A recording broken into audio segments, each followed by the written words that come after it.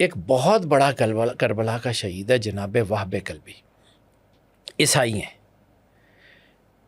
8 دن پہلے شادی ہوئی ہے، اپنی دلہن کو لے کے اپنی والدہ کے ساتھ اپنے گھر کی طرف جا رہے ہیں، رستے میں مولا امام حسین سے ملاقات ہو جاتی ہے۔ 8 دن پہلے کا دولہا، ابھی تو مہندی بھی نہیں اتری اس کی، مولا امام حسین سے ملتے ہیں اور حالات کو دیکھتے ہیں تو مولا امام حسین کے پاس آ جاتے ہیں، وہ ان کی والدہ ان کی بیوی، مالک کلمہ پڑھائیں۔ جناب وہب کلبی کو مولا حسین کلمہ پڑھاتے ہیں اور اسے کہتے ہیں کہ ٹھیک ہے تم نے کلمہ پڑھ لیا، اب جاؤ، ہم اپنی مصیبت تم پہ نہیں ڈالیں گے۔ اور وہب کلبی آتے کس دن ہے یہ سمجھیے، کوئی 10 دن پہلے نہیں آئے، وہب کلبی 6 محرم کو مالک کے خیموں کے پاس سے گزرتے ہیں، عیسائی ہیں، سلیب پہنی ہوئی ہے، وہ اگر ٹھیک ہے، لڑائی مسلمانوں سے تھی، عیسائیوں سے تو تھی نہیں، وہ گزر گئے، فوج کے اندر سے گزر گئے، انہوں نے سفر کر رہے تھے، انہوں نے جانا تھا، وہ بیچ میں سے گزر گئے، اتنا بڑا۔ اچھا ایک اور چیز یہاں پہ، ایک اور چیز میں وہب کلبی کی بعد میں بات کرتا ہوں، ایک اور چیز یاد آ گئی، یہ کربلا کو جگیر علی اکبر کیوں کہتے ہیں؟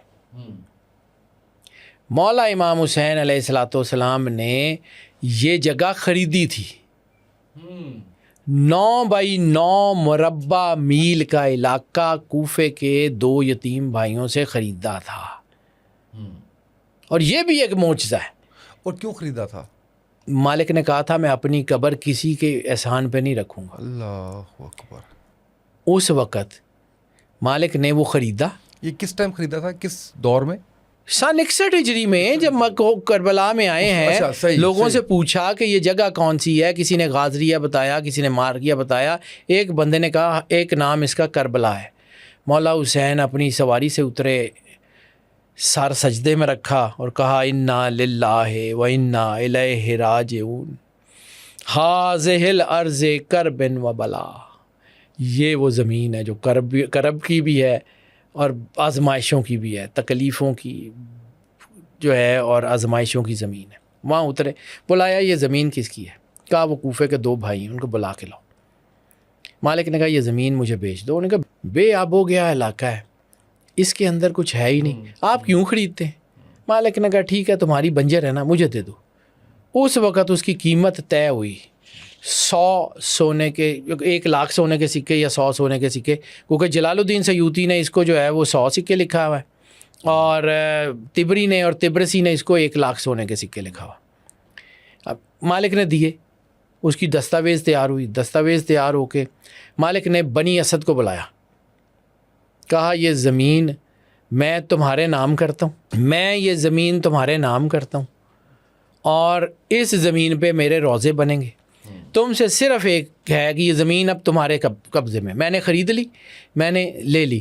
اب 9 مربع میل کا مطلب ہے کہ جتنی بھی فوج تھی وہ مولا امام حسین علیہ الصلوۃ والسلام کے گھر کے اندر کھڑی تھی۔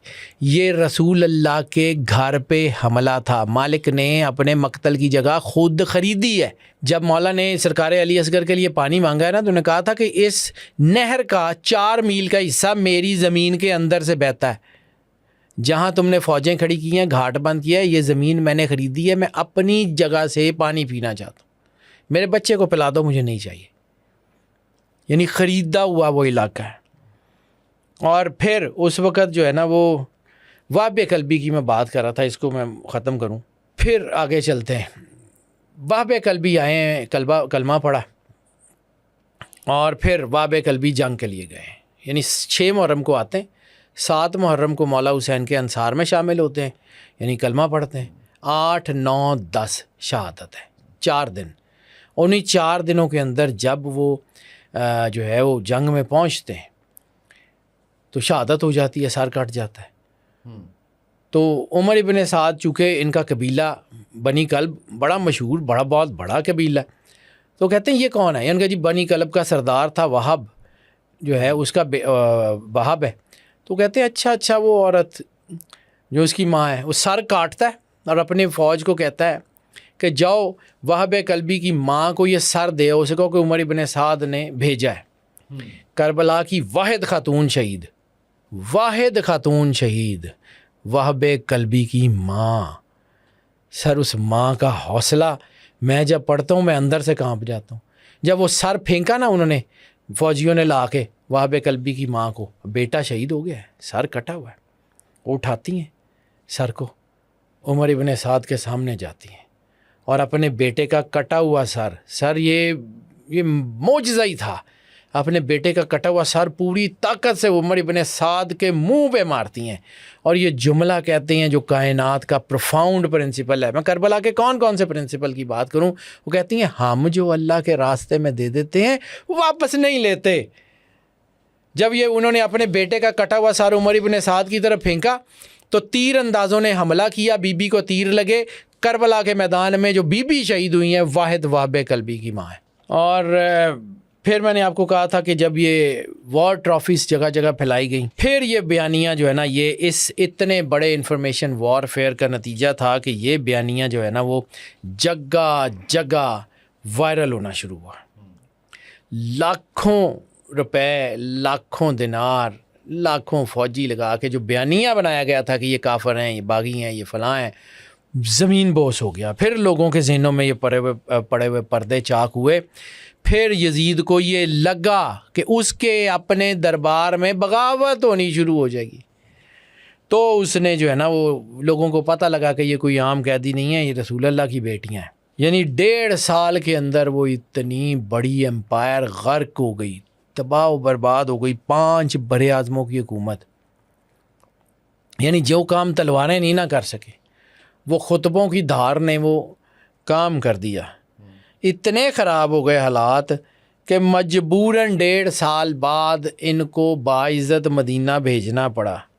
اور اس وجہ سے آج یہ جو کہا جاتا ہے کہ یزید نے, اس وجہ جو میں نے آپ کو پہلے کہا تھا کہ یزید نے پھر جو ہے نا یہ سارا ملبہ ابن زیاد پہ ڈالنے کی کوشش کی, اس وجہ سے ہمارے کچھ دوست عزیز یہ سمجھتے ہیں کہ شاید یزید اتنا جو تھا وہ نہیں تھا, ابن زیاد نے کر لیا. تو سر میں نے ایک مثال دی تھی کہ جب جو ہے 22 لاکھ مربع میل جب فتح ہوا ہے, 22 لاکھ مربع میل فتح تو فوجیں لڑتی رہی ہیں نا, تو اس کا کریڈٹ بھی تو خلیفۃ المسلمین کو جاتا تھا. تو جب اس کا کریڈٹ خلیفۃ المسلمین کو اچھی چیزوں کا, تو باقیوں کا کریڈٹ کیوں خلیفۃ المسلمین کو نہیں جائے گا؟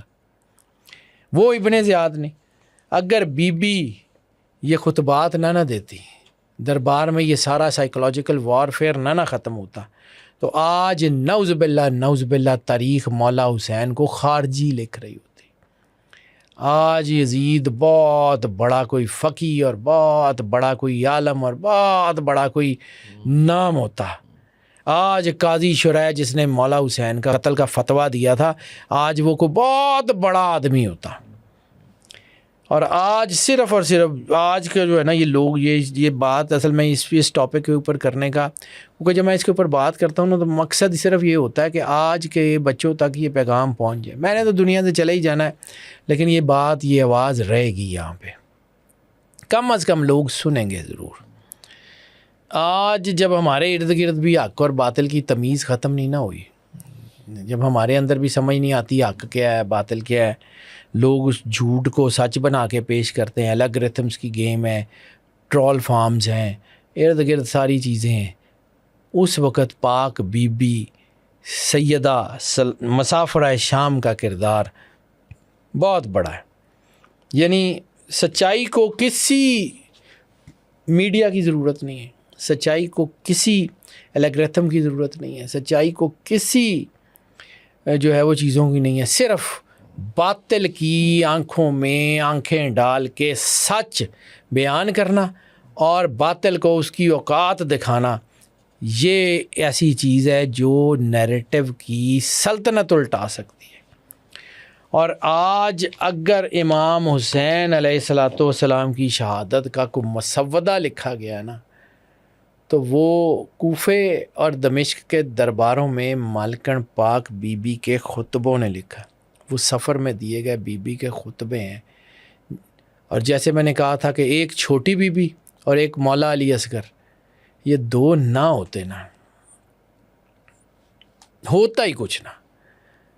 اگلے انشاءاللہ کوشش کروں گا کہ مولا علی اصغر علیہ السلام پہ بات کروں کہ وہ انہوں نے یہ کیسے پورا جو ہے نا یہ کربلا کو ون کیا. اتنا بڑا جرنیل جو زمین پہ پیر بھی نہیں رکھتا اور فتح کر کے لوٹتا ہے. پھر صحیح. ابھی اس وقت میری اپنی کیفیت ایسی ہو رہی ہے کہ میں اس کے اوپر کیا بات کروں. حیدر بھائی اللہ آپ کو جزائے خیر دے اور آپ کی اس کوشش کو قبول فرمائے جو آنے والی نسلوں کے لیے آپ کام کر رہے ہیں, جو ان تک یہ حقائق کی چیزیں پہنچا رہے ہیں. بہت سی دعائیں آپ کے لیے. ناظرین آج کی اس ایپیسوڈ سے اتنا ہی, اجازت دیجیے. اللہ حافظ.